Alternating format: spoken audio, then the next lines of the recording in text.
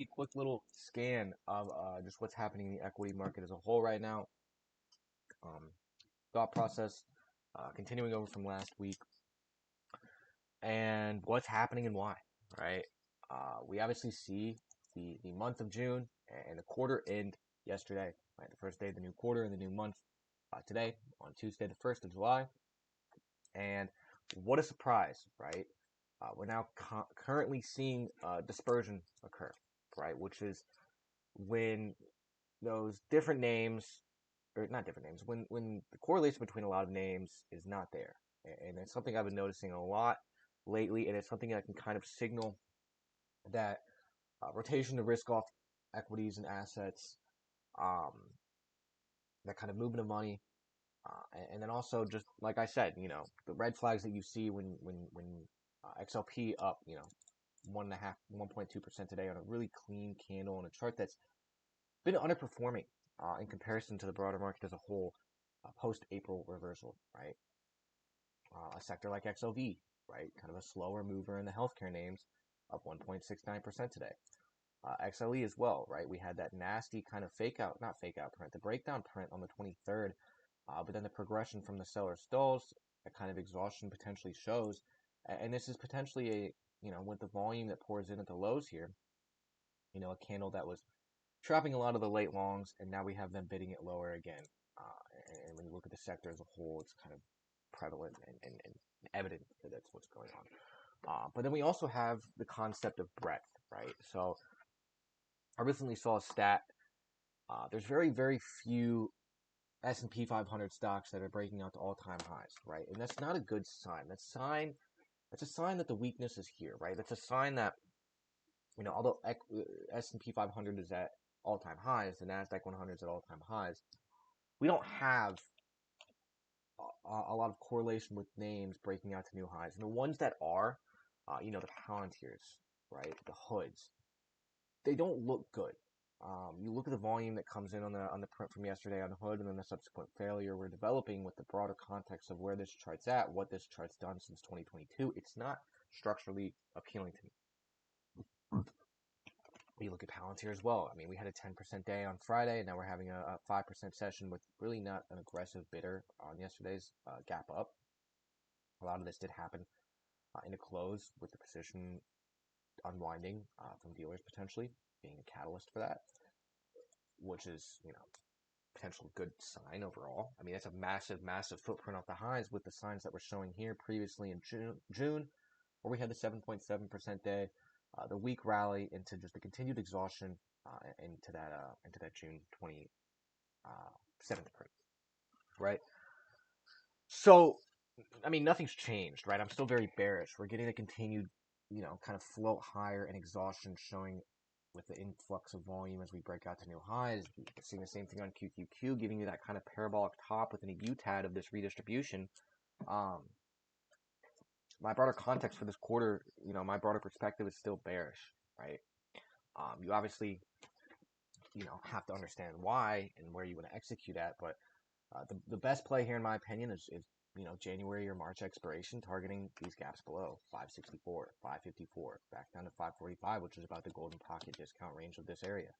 Same thing with QQQ, right? 476, 487, 492, right? Those pivotal points within the chart that we will revert to. Right? We're very extended. And you're seeing the exhaustion from the buyer show. And you're seeing a very notable underperformance today, specifically of tech names, right? If you go to NVIDIA, right, the breakout, the influx of an increase of volume and widening of the spreads and the exhaustion, and now we printing a pretty ugly candle. Obviously, we could base the all-time highs, but I still do think that this is not a structurally sound chart with this massive, massive rally and the preliminary signs of distribution beginning to show off of the report in late May and even in mid-May after that kind of the breakaway gaps we saw the week of the 12th, and now the lack of any structure behind this chart, right, and the very aggressive sellers in the tape. But like I said, the window is pivotal. The window of the low liquidity summer of George, it's kind of closing, right? That positioning that was built out in April has now come off the table as far as quarter two positioning goes, right? And those are no longer pinning the market.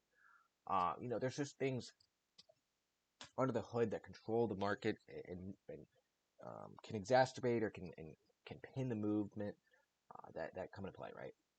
When I've discussed the broader movement of equities off of 2022 and even 2020 lows, and just the overall rotation out of them, in my opinion, especially on a name like Nvidia with a higher time frame weekly distribution, now potentially developing our true UTAD in 117 trading sessions, a 3% new high, right?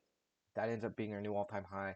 It's very structurally weak, right? That's kind of signaling the lack of price covered throughout that time, right? Signaling you really just want to be able to understand the party in control and who's really capitalizing. And I think, in my opinion, it's been more of a seller dominant chart, just tape wise and structure wise, and taking into consideration where this chart's at and the progression being made, right? We have Tesla as well, which I still do like. There was the potential for this to be a failed breakout, right? With all of this 10% move being given up and then some more.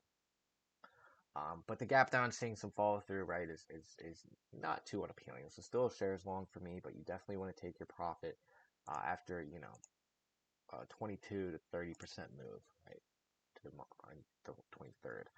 Um, but I don't know. You have Apple, right? This is one they have a phantom print put in at within this gap, and we still have that full gap to fill at 224. We have a lot of consolidation sitting within this range, sitting within this April print.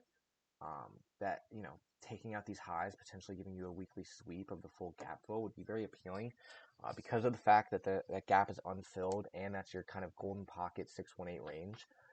And there's that draw, that simple, the draw to an area where there's a larger amount of supply being back into these highs of this range, right, at 213, and then all the way up to 224, right, where it's just a larger amount of liquidity on a really important point within this chart, right? And a really nice pop yesterday as well off some news. I'm not really, too surprised if we see Apple kind of trade higher, right? Now, I wouldn't short this, I wouldn't long this. I would really just wait. But the broader context of this chart is definitely still bearish, as I said. The higher time frame distribution panning out beginning last summer is very, very evident and very, very notable here with the UTAD developed in Q4 and the subsequent LPSY developed in quarter one off of that report and then the sweeping of those highs on a weekly perspective. And we see the breakdown. We see a buyer within the May 2024 peg, and really just no structural higher. I don't like this structure. I don't think that this is appealing. This has been kind of underperforming. Not necessarily, but you see a notable seller off that April 14th news, and then the breakdown off the report. But I don't think that the seller is seeing a lot of progression initially off 213, and I think the draw will be to the full gap fill, right? We have Meta developing a potential UTAD here in a chart that I've said is from $80 to $750, right? With no real lower lows established, no real accumulation built out up here, right? More or less just highs subsequently sold, progression kind of stalling up here, right? And just things I've talked about a lot, right?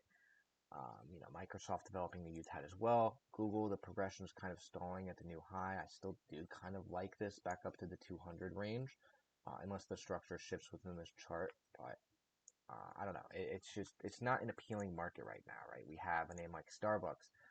You have names like this. You have a lot of consumer names performing really, really well today, right? We have the news breakdown on Friday, right? That's immediately bid on a lot of volume. Kind of defending these lows that we established, and then putting in a higher low off of the 93.35 spot yesterday with that kind of path of least resistance print, and then a subsequent 5% session a day, right? Kind of drawing up to that full gap fill from the 3rd of April, where that initial Liberation Day kind of happened, right? And this is all coming off of the April 7th print, and then the subsequent lows taken out in the full gap fill of this 24% highest volume of all time gap in August, right? And then the kind of clean top and higher low established as well in May or mid in June. You have a name like Nike. Where's Nike at? You have a name like Nike putting in really nice. I mean, this could still digest the peg. I would really like this, but even more volume pouring in on this accumulation that we've been building out since quarter 2 of last year. And, we sat within this range. We saw the consolidation and the subsequent 15% breakout on a report, and now some more digestion of that occurring. This is a chart that I like, especially if we pull back into the peg. I think this can push up to 94 to $100, right? Where we begin to see that that preliminary support, that climax occur on the June report, and then the subsequent reaction that occurred. No real buyer within higher low territory, the slippage to new lows, the leg that comes off of these two new lows, and then the stall within this range, and potential for this to be a massive, massive shakeout. But also, a 30%, 40% reversal, undercutting the COVID lows, right? So you have to understand where the risk to reward really lies, and I think it lies on a higher low and kind of structure shift within a weekly perspective. This really wasn't my favorite look into June. I just don't really find myself being someone that would want to front run this, but the reaccumulation into the May 12th gap is definitely evident, right? It's definitely sitting there, they're bidding the lows, you're seeing a nice leg, another subsequent low soak, the exhaustion, the leg that comes off of that into the report is very, very notable as well, right? So if you just go ahead and you take a look at the different sectors, right, you see a lot of the Mag 7 names are red right now, extensively. NVIDIA in a UTAD phase, Tesla on a gap down. That is seeing a buyer. Amazon, I would love Amazon to revert to the February gap from that report. Apple, I would also love that a little bit higher, and maybe Google. I don't know if that's going to happen, but Microsoft, Meta, and NVIDIA are so pivotal right now, all developing these UTADs, right, with higher time frame distributions kind of panning out since last summer, right? Um, you look at the energy names. A lot of these are putting in really nice prints at higher low territory from the end of May to the mid-June reversal, right, where we see this kind of breakdown, and then the subsequent buyer starts to show his hand within that range, right? It's kind of happening at important spots. CVX, right, we're pinning it above the April 10th open, right, where we previously saw a seller, and we see the nice leg and subsequent higher low develop, right? Oxy as well, ConocoPhillips, um, all these are putting in relatively nice prints on a daily perspective at the moment, following that June 23rd breakdown. Um, so it's just something to take into consideration. XLF potentially about to trade to a new high, and I'm pretty keen on seeing how that structure develops, right? Because a lot of these names, like I said, are in higher time frame distributions. JPM, Schwab, Goldman Sachs, right? We had that gap up yesterday. That kind of continues to show that exhaustion to new highs. We have the Visa and MasterCard charts that got the really aggressive breakdown a couple weeks ago. We have the BlackRock gap being pulled into, and the potential you've had on like MasterCard, Bank of America, Wells Fargo, right? All subsequently developing at the same time. And then, like I said, you go ahead and you take a look at healthcare. Take a look at a slower moving name like this that is often rotated into, and it's been underperforming, right? The sweep under these lows, right, occurring on the healthcare sector. The UNH name finally seeing a nice pop off of the digestion of the gap and kind of absorption of the supply within that 6% bear gap we had following the reversal. Just a lot of red flags across the board for tech equity and for the broader market as a whole, especially with breadth being very, very low. That's something you have to take into consideration. And then you look at a lot of XOK holdings, right? Just not even just Mag 7s, but like AVGO right now. You have a ton of volume coming in at the highs and subsequent legs that follow, and then very weak, low volume pops into the new high that we established off of the report that kind of gives you that look, right? Where there's a larger seller up there. Palantir, I discussed that. Snow, we have a little bit of room potentially left on Snow up to 230. But one of those names that's kind of aiming its reversion, right? We revert and pull into the area where there's a larger amount of supply, and that happens to be this February 2024 gap fill. PA&W, CrowdStrike, all giving you these looks, right? And they all are giving you this within the context of a potential, weekly distribution that's at hand here, right? After an extensive move off COVID in 2022 lows, right? It's all happening. You don't really have to sit here and be surprised, at all, right? We have XOP up. We have Pepsi, a really nice chart, undercutting these 2021 lows and seeing an influx of volume and lack of progression from sellers, right? Where all these new lows are getting bid. We have a nice vol spike on the 27th, and then the continuation that we subsequently get probably back up to 141, right? With this notable buyer here after the report, here and here and here, right? All at the new lows with the progression stalling, signaling lack of aggressiveness from sellers and more passiveness from buyers to change hands and get their hands on a ton of inventory done. We have Kraft Heinz, which is a relatively appealing chart, printing, the highest volume since COVID last week. A lot of lower beta risk off names are seeing a nice bid right now. You go ahead and you look at the consumer staple or discretionary sector, right? And you have, Target, which is just, notably even kind of underperforming, now seeing a relatively nice leg. You have Ford, right? Ford giving you a nice pop today. Back up to this kind of internal high that was developed in quarter three of last year. That could potentially be this path of least resistance through 1137 up to the $12 gap that we have unfilled from July of last year. I don't know. This is just like a quick little talking point on just what's going on. This continued exhaustion that's developing. Parabolic kind of tops are being put in my opinion. And I wouldn't be surprised if we're developing a top that's not only going to be for this year and this quarter, but for a couple years to come. That's a little speculative. I think the risk reward is back shorting down to like 115 to 109 on NVIDIA, covering and then looking for an LPSY on a higher time frame distribution, a true LPSY on a weekly perspective. And then I think this can pull you back even lower in the next year, right? SPY, same kind of thing with SPY and QQQ into these gaps below, right? Same thing with XLF down to like 47. It's very, very evident and it's very, very notable. And you're seeing a lot of leaders fail. You're seeing a lot of tech equity fail. You're seeing a lot of dispersion, little breadth be shown overall. And it's just things that you have to recognize that are red flags in the broader equity market, right? When you have this dispersion going on, and then you have those kind of structural flows potentially coming to an end. We have a short week this week, and we have July flows returning next week, so I wouldn't be surprised to see maybe a little pop off of July Vanna Charm flows, but there's not a lot of things that really make me alongside focused right now. We have the MAGS chart kind of putting in that really gross distribution, right? This is a daily distribution potentially developing within a higher time frame distribution. I guess you could say a redistribution within the distribution. With this kind of potentially being the third higher high, right? That kind of preliminary sign post May 12th gap into May OPEX giving you a 3% leg in a couple of sessions. And then the really unstructured rallies where, you have a lot of good news hitting the tape, the cold CPI print, the court ruling, or not, the court ruling here on the 28th and the 29th getting sold off. Just not a lot of appealing things, right? It's just been a difficult range for the shorter term trader, right? The real winner in this range is the one building out positions throughout the quarter. Like I said, I like to go quarter by quarter and month over month, kind of those two focuses for a higher time frame perspective. And then on a day-by-day and week-by-week perspective, we've been relatively stagnant, right? There's not been a lot of appealing trades to me, daily and weekly, just because of, the panning of indexes, the vol compression, right?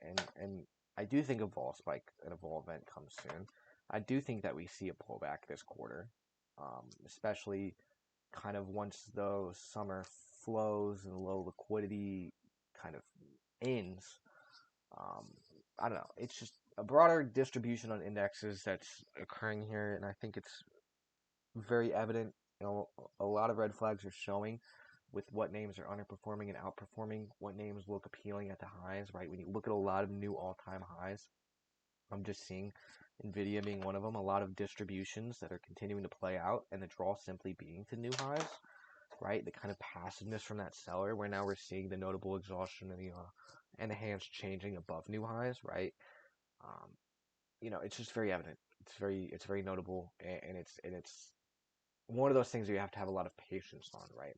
My ideal portfolio right now is January positioning on SPY puts and NVDS, targeting higher low range, what potentially could be a higher low at 115 to 109 and 550 to 564, and then looking how we develop in quarter four to quarter one to potentially reshort to new lows of this range. I don't know if new lows come this year. That'd be very speculative if in the next 5 months we see a 20% decline in equities.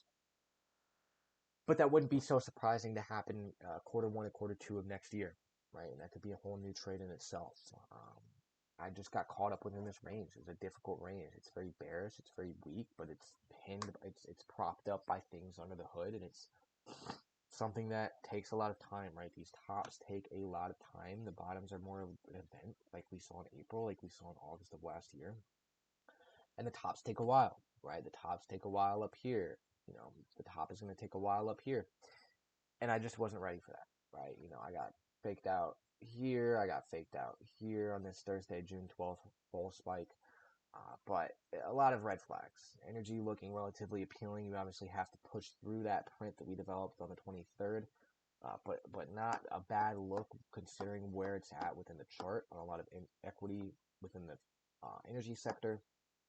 Financials, the second largest holding in the S&P 500, pulling up to these new highs, potentially developing a UTAD on a broader distribution, in my opinion, as well, and just not even taking out the 2021 highs, 2022 highs, right? It's just a lot of red flags, right? So there's just a quick little discussion on these things as well.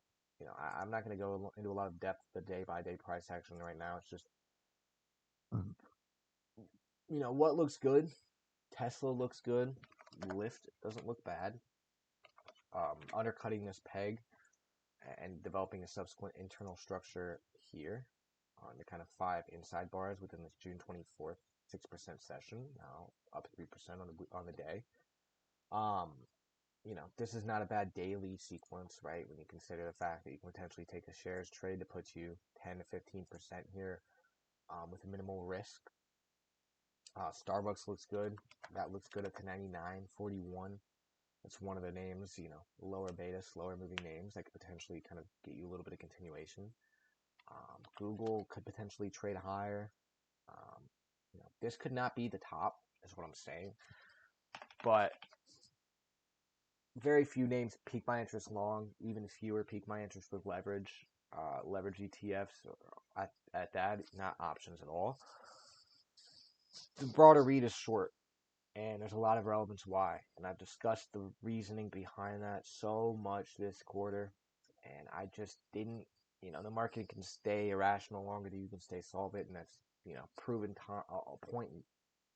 time and time again. And that point was proven with me this sequence. And I got caught up within this range trying to front run the shorts and got eaten alive. But my thesis and my thought process still stands, right? My understanding of what's going on here and ability to comprehend this still stands, and the broader context has not changed since mid-May, right? Just in my opinion. It just went a little bit extensive, right? I wasn't expecting this. Hindsight's 2020. You can't really predict what's going to happen. There's no point in trying to predict things. There's no glory in trying to predict things. You're going to lose money. You have to play what's at hand, and what's at hand here and what's developing is still the kind of idea that I've developed. It's just one of those things that takes a little bit longer than I thought. But you see the spreads get small. You see the weakness in the exhaustion of buyers, and you compare it to February. It's there, right?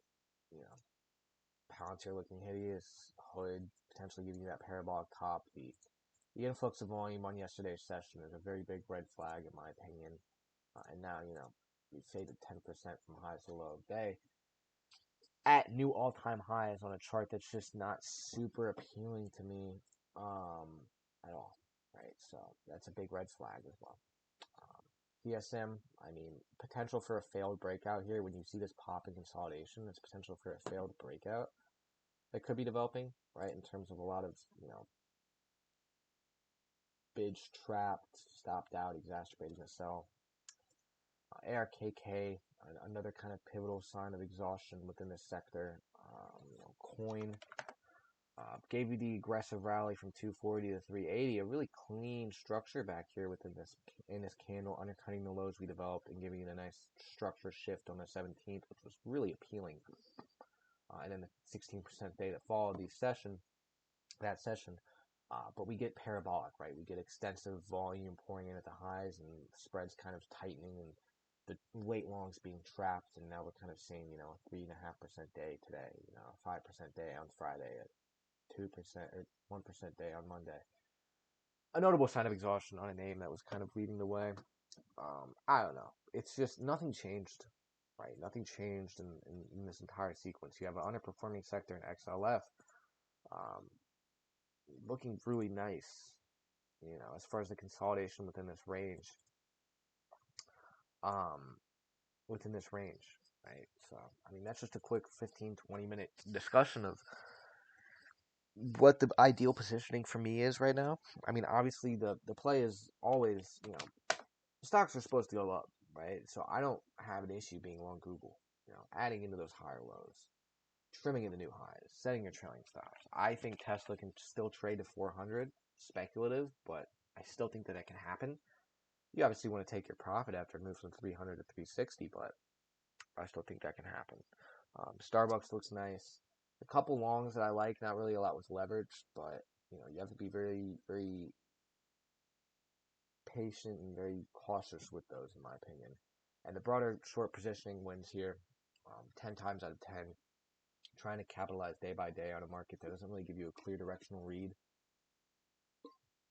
is a zero-sum game, right? Nobody wins. Well, actually, the market makers win.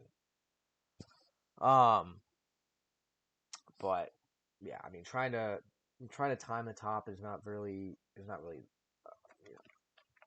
a glorious game, right? It's a game that a lot of people lose, and the only people that win are the ones that are selling you those options and eating your spreads, eating you alive off spreads.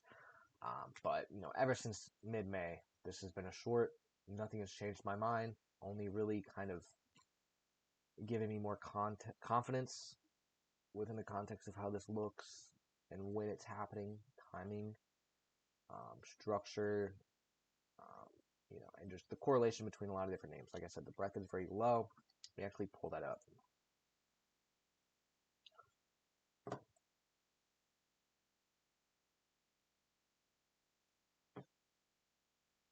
Um, narrowest breadth ever for all-time highs. Right, so 22 stocks within the S&P 500 um, are at all-time highs, while the S&P 500 is at all-time highs. Breadth is low. A lot of names are very weak. A lot of names are underperforming. Um, and especially when you pay attention and you look at those names, and you look at Nvidia, and you look at Palantir, and you look at Hood, um, and you look at those names,